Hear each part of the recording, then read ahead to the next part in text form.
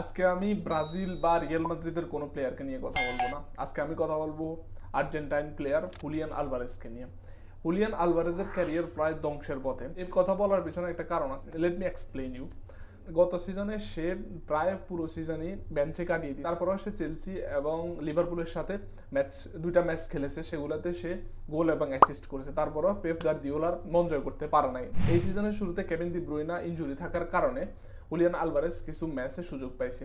তাও সে as a attacking midfielder বা defensive midfielder, কখনো রাইট উইংয়ে কখনো লেফট উইংয়ে খেলানো হয়েছে তাকে। ক্লাব বিশ্বকাপে সে গোল অ্যাসিস্ট করার পরেও সে পেপ গার্দিওলার মন জয় করতে পারে। গার্দিওলা যখন তাকে মন চায় অ্যাজ আ স্ট্রাইকার, যখন তাকে মন চায় রাইট উইংয়ে, লেফট উইংয়ে, অ্যাটাকিং মিডফিল্ডে, ডিফেন্সিভে খেলানো হয়। আই ডোন্ট নো এরকম কেন করা হয়।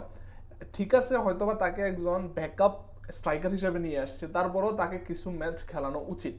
এখন তো তাকে মূল একাদশেই রাখা হয় না, এখন তো সে টোটালি স্কোয়াডে জায়গায় পায় না। আগে তো যা হোক ম্যাচ শেষে 20 মিনিট বা 30 মিনিট খেলানো হতো এজ আ সাবস্টিটিউট, বা এখন তো একদমই ম্যাচে জায়গা পায় না। এখন তার গোল স্কোরিং খুবই জঘন্য হয়ে দাঁড়াইছে।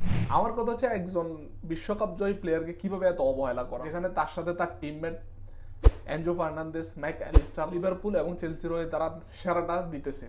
তারা খেলতেছে প্রতিনিয়ত স্টার্টিং 11 এবং তারা ভালো ফর্মেও আছে, ভালো খেলতেছে। যেখানে ফিফা সরাসরি তাকে সম্মান জানিয়েছে, কারণ সে এই বয়সে তার ফুটবল ক্যারিয়ারে সব ট্রফি অর্জন করে ফেলছে। সেখানে ম্যানচেস্টার সিটি তাকে খেলানোর সে প্রয়োজন মনে করে না। এখন আমার কথা হচ্ছে, যদি তারা তাকে ব্যবহার করতে না পারে তাহলে তাকে সেল করে দেওয়া উচিত। আমরা রিসেন্টলি যখন দেখি রিয়াল মাদ্রিদের সাথে চ্যাম্পিয়ন্স লিগে ম্যানচেস্টার সিটি যখন খেলছে, যেখানে হালান্ড ফার্স্ট লেগে 17টা টাচ করছে, একজন স্ট্রাইকার 17টা টাচ করছে। সেখানে যদি আপনি হুলিয়ান আলভারেজকে অ্যাজ আ সাবস্টিটিউট খেলাতে পারতেন, ঠিক আছে, আপনি ফার্স্ট লেগে আপনি তাকে খেলান নাই।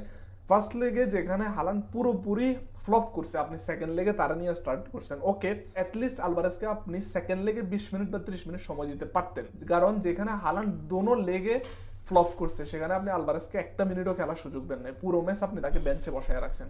যদি আপনারা তাকে ব্যবহার করতে না পারেন, তাকে সেল করে দেন। কারণ এখন যদি সে স্কোর অ্যাসিস্ট যদি করতে না পারে, ইন ফিউচারে তার যখন বয়স বাড়বে তখন সে ভালো কোনো টিমে জায়গা পাবে না, কোনো ভালো কোনো টিম তাকে কিনতেও আগ্রহী দেখাবে না।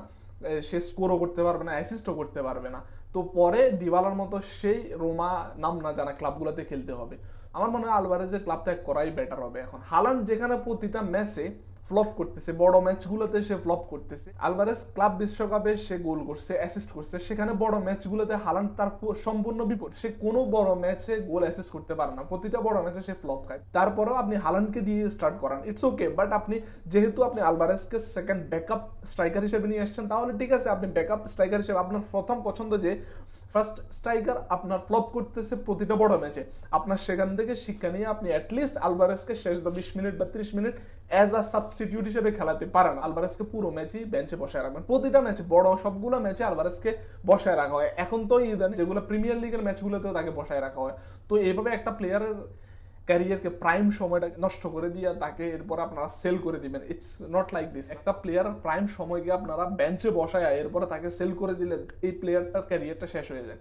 এরপরে তাকে কোনো বড় দল কিনতে আগ্রহী দেখাবে না, কারণ সে এখন এখানে গোল অ্যাসিস্ট করতে পারতেছে না, তার স্কিল দেখাতে পারতেছে না। সেখানে আপনারা তাকে বেঞ্চে বসায় রাখছেন এখন তার প্রাইম সময়টার মধ্যে। এরপরে সে বড় কোনো ক্লাবে খেলতে পারবে না, তাকে সেই নাম না জানা ক্লাবগুলোতে খেলতে হবে, যেভাবে আর্জেন্টাইন অন্য প্লেয়াররা খেলতেছে।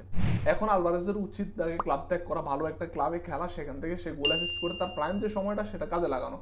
ম্যানচেস্টার সিটির ইতিহাসে এমন কোনো প্লেয়ার নাই যারা ন্যাশনাল টিম এবং ক্লাবের হয়ে প্রত্যেকটা ট্রফি জিতেছে। এমন ম্যানচেস্টার সিটির এমন কোনো প্লেয়ার নাই।